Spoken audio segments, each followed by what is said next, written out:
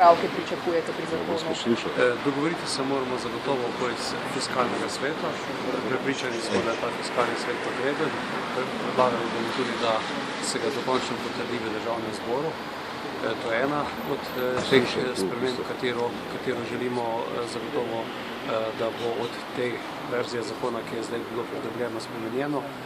Prav tako pa želimo, da bi pri osnovah, s katerimi bi določili višine porabe, izhajali iz bodočih trendov, podobno kot to naredili v Švici, ne iz neke napovedi planiranega bruto družbenega prihoda, ki vemo, da velikokrat odstopa od tistega, kar se resneje tudi realizira.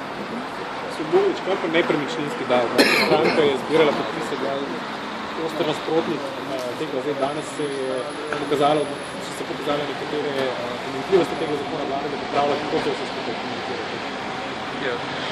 Ne samo Slovenska ljudska stranka, 80.000 ljudi je se podpisalo pod peticijo, številne nevladne organizacije in ravno te stvari, katere sedaj v neki čudni fazi tudi vlada popravlja, smo opozarjali v sami proceduri. V tistem času, ko smo imeli nočne seje, ko sem sam bil vlagatelj tudi amandmaja, s katerim smo ravno želeli, da to nerezidenčnost in nerezidenčnost ne vključujemo v zakon, je en del vladne ekipe takole sedel v prostorih. To je bil odraz do tega zakona. Tisti, ki smo se s tem zakonom ukvarjali, smo opozarjali na vse te neumnosti, ki so sedaj zajete. Vlada je pa nonšalantno sedela v svojih prostorih in čakala, da bo ta nevšečna točka šla z dnevnega reda in da bodo kasneje lahko dali zaupnico predsednici vlade, ker je bilo pač to vezano na sprejem državnega proračuna.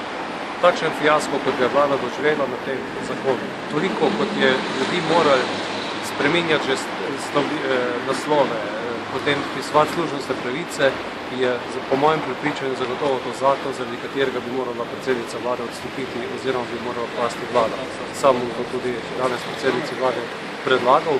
To, kar pa se sedaj počne, je pa tudi na nek način prav bizarno. Danes je potekala javna razprava na Ustavnem sodišču, na kateri sem tudi sam prisostvoval.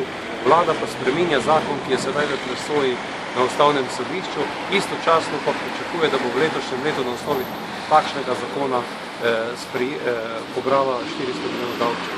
Verjamem v treznost Ustavnega sodišča, ker vidim, da ni treznosti na vladnem nivoju in da bo to farso zaustavilo Ustavno sodišče. Vse te popravki, ki smo jih danes slišali, se pravi, za vse enako odločitev za zemljišča, a vas to kaj prepriča, recimo, da bi vi umaknili zdaj to ustavno obtožbo lahko, ali ustavite pri tem? Zame ni problem ustavna obtožba oziroma ustavna pritožba pred Ustavnim sodiščem. Ta zakon je konceptualno napačno postavljen. Vemo, da je cela vrsta stvari, katere so oporekane v ustavnih presojah, ki jih ta sprememba zakona, kar pripravlja vlada, se jih sploh ne dotika.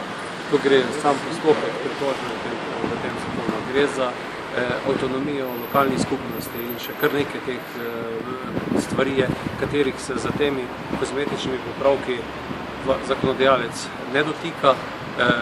Manever vlade gre edino v to smer, da je sedaj končno, ko so prišle te odmere, ugotovila kritična masa ljudi, katere bi po svoje želela na nek način potešiti, da bi bil pritisk na vlado zaradi tega davka manjši. Mislim, da to ni koncept, po katerem bi se sprejemal sistemski zakon in resnično padamo iz manjšega brezna v večne brezna. In če bi bila vlada kolikor toliko razsodna, bi enostavno prekinila to farso, se pravi, da bi za letošnjo leto in pa naslednje leto pač davščine pobrala po starem načinu, sama pa pristopila k sistemskemu pristopu k sprejemanju tega zakona, se pravi, da se na teh izkušnjah, ki so sedaj iz odmer, iz vseh teh simulacij zakona, pripravi konceptualno drugačen zakon in se ga uveljavi s 1.1.2016. Hvala.